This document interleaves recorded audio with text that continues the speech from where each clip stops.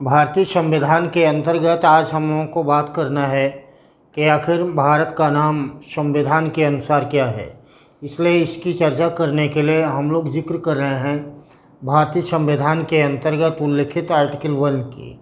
Article 1 के अंतर्गत लिखा गया है, India that is Bharat shall be union of state not federation. India that is Bharat, India अर्थात जिसका नाम भारत होगा, अर्थात संविधान के अनुसार आर्टिकल 1 के अंतर्गत भारत को इंडिया कहा गया। हमको प्रश्न आया कि संविधान के अंतर्गत भारत का नाम क्या होगा, क्या लगाना है, इंडिया। लेकिन इस इंडिया का प्रयोग करते समय इसमें एक अन्य बात कहा गया जो आपको समझने के लिए महत्वपूर्ण है, वह है यूनियन शब्द का प्रयोग। India that is Bharat shall be union of state not federation, जिसका अर्थ है कि भारत राज्यों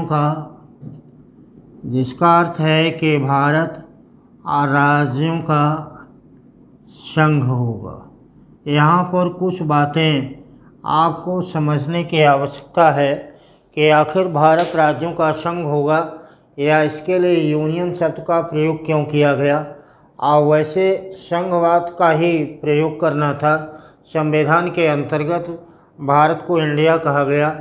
इतिहास के अंतर्गत इसको आर्यावर्त और भारत के नाम पर इसका नाम भारतवर्ष रखा गया।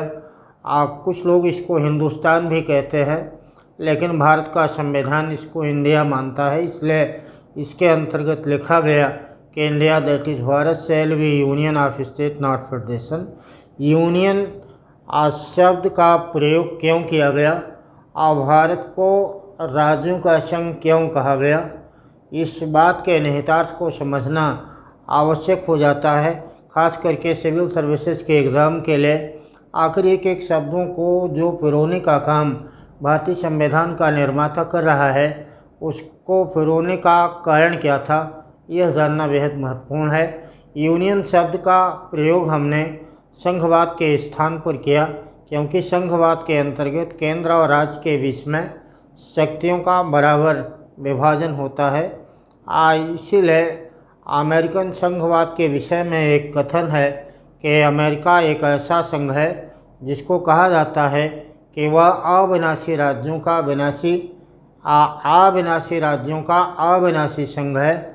लेकिन भारत यह एक ऐसा संघ है जिसको विनाशी राज्यों का अविनाशी संघ कहा जाता है। विनाशी राज्य का अर्थ है कि राज्य के सीमा क्षेत्र नाम में परिवर्तन कर देने का अधिकार भारत के संघ या केंद्र को प्राप्त है। इसी बात को स्पष्ट करने के लिए यत्र तत्र जहाँ आवश्यक हुआ, भारतीय संविधान के निर्माताओं ने केंद्र को शक्तिशाली बनाने का प्रयास किया। इसलिए संघवाद के इस अवधारणा को भारतीय संविधान और ऐतिहासिक परिप्रेक्ष्य में लेने के कारण इसमें तब्दीली करने के लिए यहाँ पर संघवाद की जगह पर यूनियन शब्द का प्रयोग कर दिया। यूनियन शब्द के प्रयोग का अर्थ है कि भारत एक ऐसा संघ है जिसमें केंद्र को शक्तिशाली बनाया गया है। इसलिए इसको हमने कनाडा के संविधान से, यूनियन शब्द को हमने कनाडा के संविधान से ग्रहण कर लिया।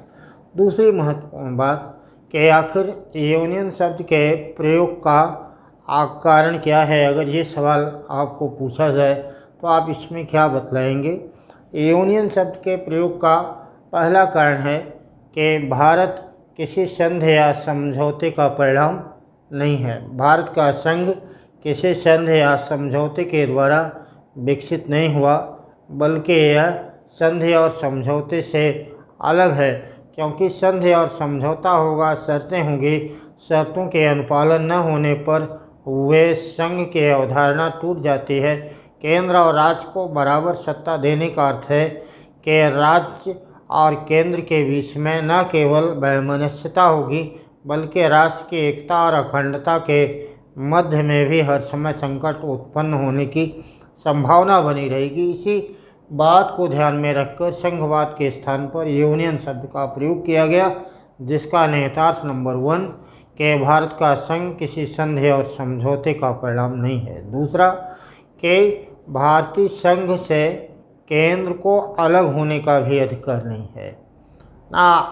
यद्यपि अमेरिकन संघ में भी राज्य को संघ से अलग होने का अधिकार नहीं है। सोवियत संघ एकमात्र ऐसा देश है जहां पर राज्यों को स्वायत्तता है और वहां पर राज्यों को संघ से अलग होने का भी अधिकार है, लेकिन भारत में राज्य को संघ से अलग होने का अधिकार नहीं। तीसरा इसमें है राज्यों का संघ और यूनियन शब्द के प्रयोग का एक अन्य महत्वपूर्ण कारण यह है कि भारत एक ऐसा संघ है जिसमें केंद्र को शक्तिशाली बनाया गया।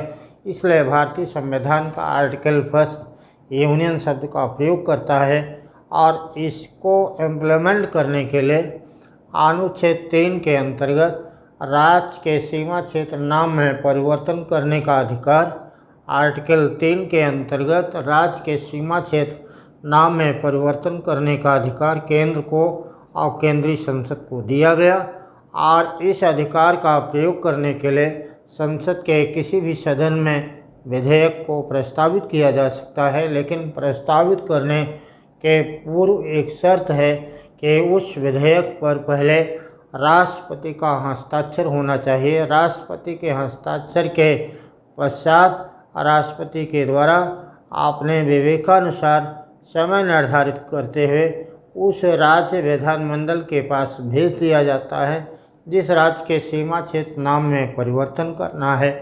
अगर उस राज्य विधानमंडल के द्वारा प्रस्ताव पर सहमति या असहमति देते हुए निर्धारित अवधि में उस विधेयक को वापस कर दिया जाता है, चाहे सहमत हो या असहमत हो, इसका असर विधेयक के ऊपर कुछ नहीं पड़ता है।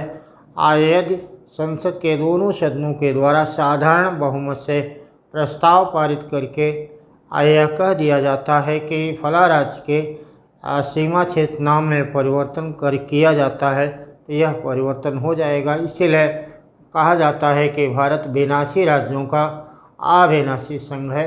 अतः यूनियन शब्द का प्रयोग इस बात का प्रतीक है कि भारत एक ऐसा संघ है जिसमें केंद्र को शक्तिशाली बनाया गया है। चलिए, हम लोगों का आज की चर्चा इसी विषय तक थी। अगले विषय पर पुनः आपसे मिलते हैं। तब तक के लिए धन्यवाद। जय हिंद।